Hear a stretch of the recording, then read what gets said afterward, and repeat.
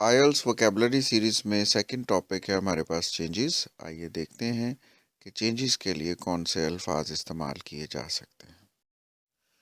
तो चेंजेस के बारे में जो वोकैब हम सीखने जा रहे हैं उसकी एक्सरसाइज आपको इस तरह से मिलेगी वर्कबुक पे। ये वर्कबुक से ही सेंटेंसेस लिए गए हैं कि दो सेंटेंसेस आपने सेम वर्ड के साथ जो है वो फिल करने होंगे। पहले आपको एक बॉक्स मिलेगा जिसमें वर्ड्स हैं जो अगली दो स्लाइड्स पे दिए गए हैं।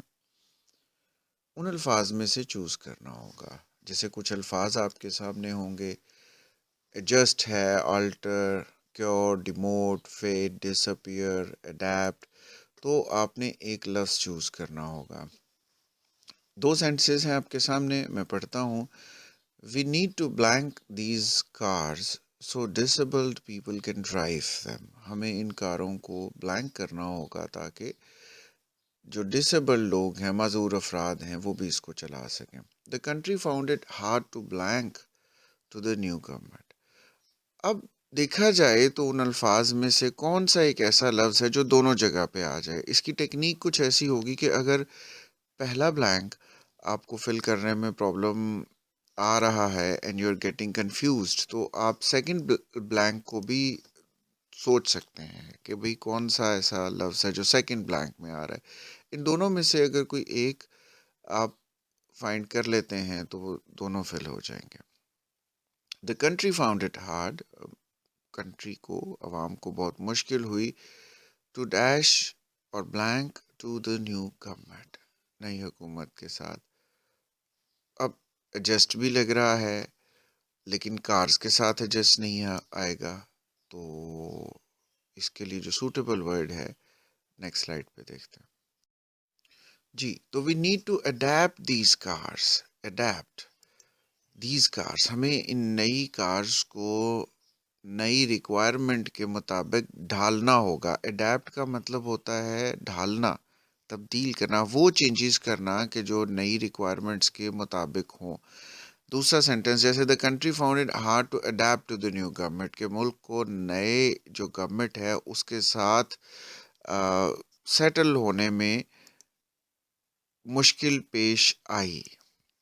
तो इसी तरह के कार्स को अडेप्ट करना होगा, कार्स में तब्दीलियां लाना होंगी ताकि डिसेबल्ड लोग भी कर सके। तो अडेप्ट होता है नई रिक्वायरमेंट के मुताबिक चेंजेस लेके आना। अब इसका मीनिंग क्लियर हो गया। आइए अब अल्फाज की लिस्ट देखते हैं। जी, तो हमारे सामने लिस्ट है अल्फाज की। अडेप्ट का मतलब आप सीख चुके हैं कि नई रिक्वायरमेंट के मुताबिक ढालना। एडजस्ट है आपके सामने। एडजस्ट का मतलब होता है to fit into something bigger. आप उसमें फिट होते हैं, अपने आप को उसके मुताबिक करते हैं। नंबर 3 है आल्टर। आल्टर का मतलब है तब्दीली करना प्लान में, और फिज़िकल चेंजेस अपने कपड़ों में करना, तो आल्टर उसमें आएगा। क्योर होगा कि एक फिज़िकल स्टेट से आप किसी और स्टेट में लेके जाते हैं। जैसे इलनेस से जो है वो हेल्थफुलनेस की स्टेट में एक पेशेंट एंटर हो जाता है, that is to cure. Demote है, ये प्रोमोट का ऑपोजिट है। प्रोमोट होता है एक एक हायर रैंक पे किसी को ले जाना, चेंज है जाहिर है। और डीमोट है लोअर रैंक में किसी को ले आना, प्रोमोट का ऑपोजिट होगा ये। उसके सामने डिसअपियर है, वो आप एक सर्कल से जो अपीयरेंस वाला सर्कल है, you move into another circle which doesn't make you appear before people.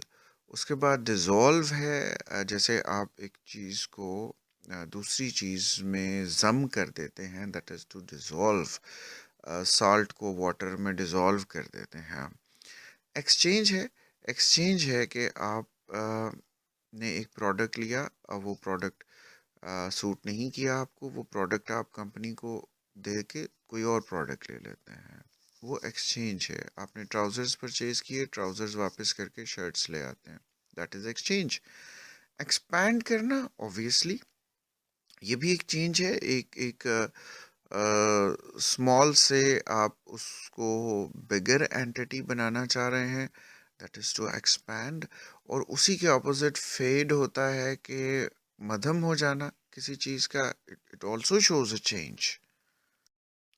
फिर आपके सामने इंक्रीज है। इंक्रीज जो है वो आप ऐड करते हो, इजाफा करते हो किसी भी चीज़ की क्वांटिटी में भी, और उसके नंबर में भी इजाफा कर सकते हैं आप, क्वालिटी में भी कर सकते हैं। तो दैट इज़ टू इंक्रीज। उसके बाद प्रोमोट, जैसे मैंने बताया था आपको कि आप एक लोअर रैंक से हायर रैंक में किसी को ट्रांसफ़र कर देते हो, शिफ्ट कर देते हो टू एनीथिंग और anybody, that is to promote. Reduce, reduce करते हैं नंबर और क्वांटिटी और क्वालिटी, आप कम कर रहे हैं किसी चीज़ को, so you reduce things in size, reduce in number. Renew, renew भी एक चेंज है कि आप किसी एक प्रोडक्ट को बिल्कुल नया बना देते हैं, उसको टोटल एडिट कर देते हैं, उसके फीचर्स और सब कुछ चेंज करके यू रीन्यू इट। जैसे नोकिया ने अपने सेल फोन्स को रीन्यू किया, उनका नेम वही है 3310, but it's a renewed product. वो पुराने 3310 वाले बिल्कुल फीचर्स नहीं है उसमें, नए अगर आप देखें फीचर्स तो ये कम्प्लीटली ऑपोजिट लगता है, but the name is the same, so it's a renewed product. ठीक है।